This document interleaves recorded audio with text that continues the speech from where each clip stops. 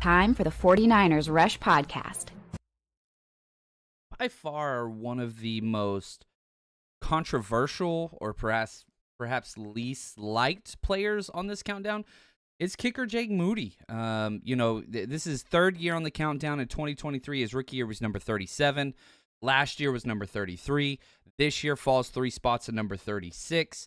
And, it's at the point now where the 49ers have to use another roster spot to bring in a kicker, veteran kicker, Greg Joseph, to compete with him because he's just been so poor. He's been awful. And so going into his third season, and now we have a kicker controversy, which is not great whenever you consider Jake Moody is the highest drafted kicker in the NFL currently. Now, obviously, I'm one of the people that believes you should never, ever draft a kicker or punter, ever. You should always go after positional value, and the league is full of undrafted free agent kickers and veteran kickers that you can pick up off the street at any time. It would be different if somebody was an all-world or whatever, and some people would argue, well, Jake Moody was that guy.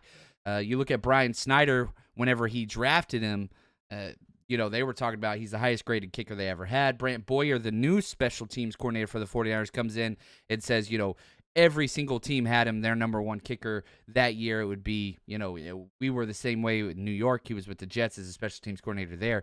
So the talent is there. The talent has never been a question, but thus is the life of kickers.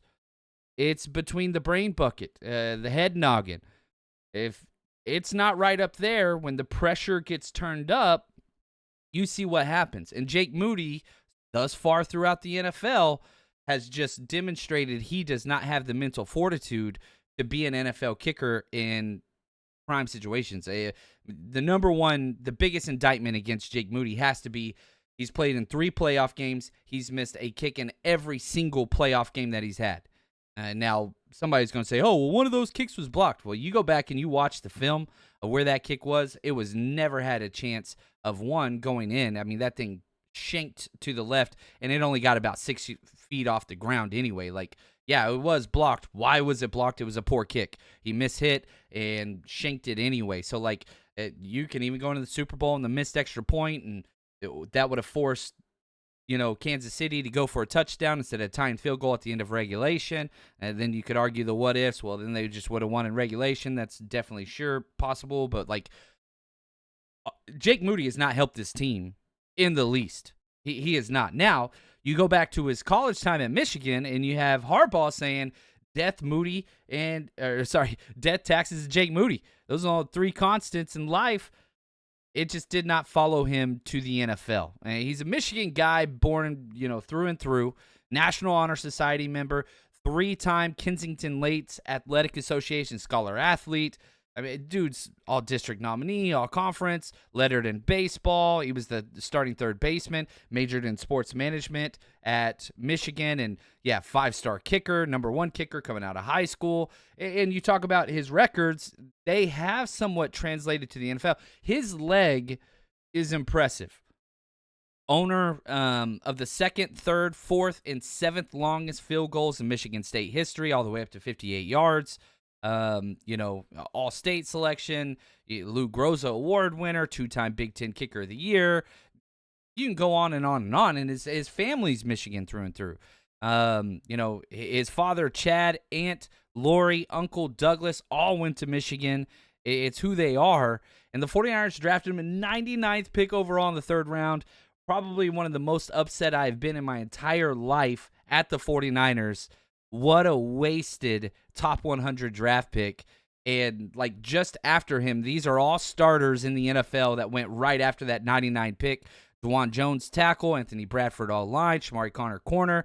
Dontavian Wicks, wide receiver. Chase Brown, running back. Henny Toto, linebacker. Puka Nacua, good lord. Demario Douglas. Dante Stills, defensive tackle. Jalen Jones, corner. All these guys went right after.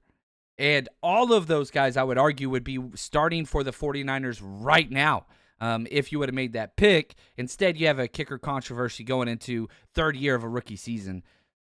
Just such a waste and misappropriation of funds. And that's not an indictment on Jake Moody as much as it is on the position itself. You don't do that. That's wasted draft capital. And Kyle Shanahan's like, makes a joke, well, at least we didn't pick a running back. Like, he's notorious for this wasting draft resource. I love Kyle Shanahan. I'm glad he's the 49ers coach. However, that doesn't mean he should be above criticism. And in this area, wasted resources. So let's look at the career so far of Jake Moody. Comes out his rookie year. Rookie year was way better than sophomore year.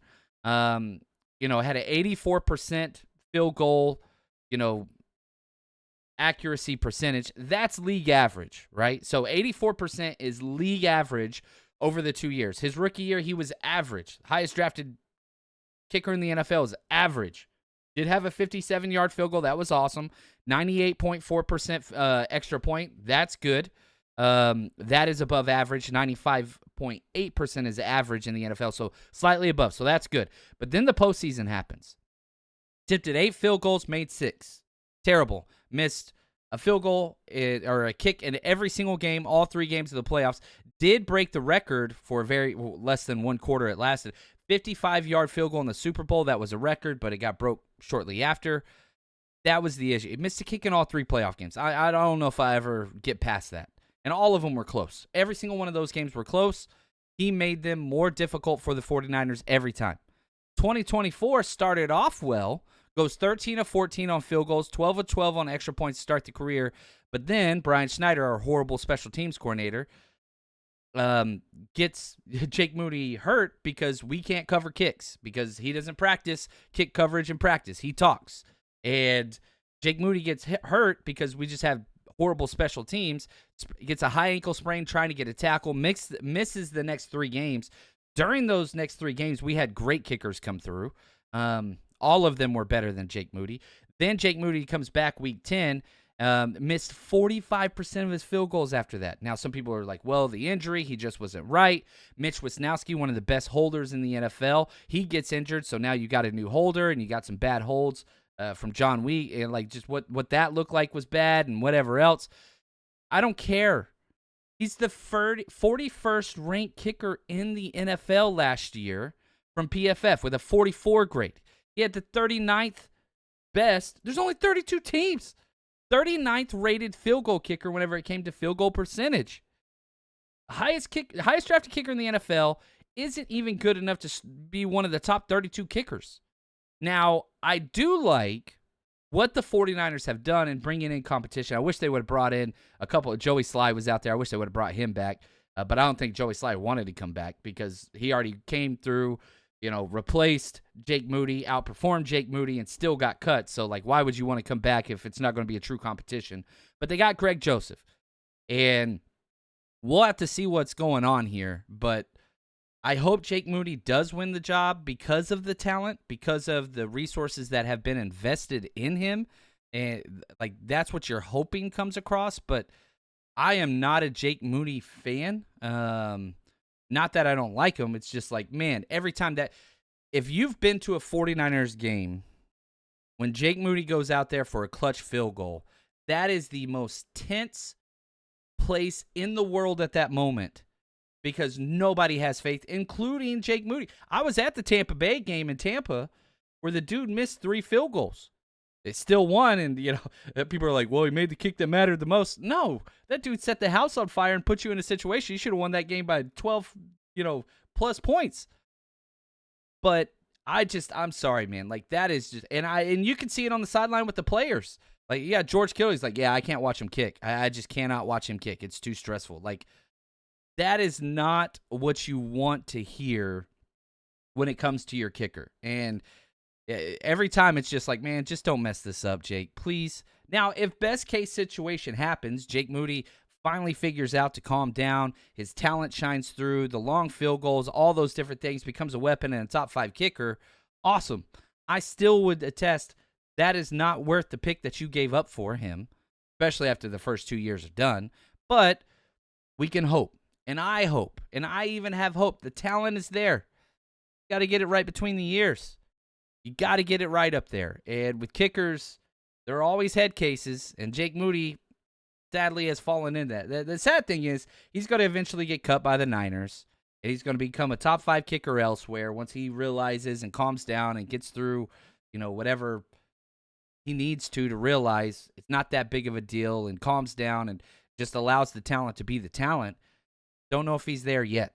So number 36 on our countdown, and the most stressful player. Just that feeling whenever it's Jake Moody back for field goal. This is the most stressful situation that I can think of. Anyway, I hope that he shakes it. I hope he becomes an all-pro. I hope he becomes a weapon and we can make 50-plus yard field goals and score from anywhere on the field.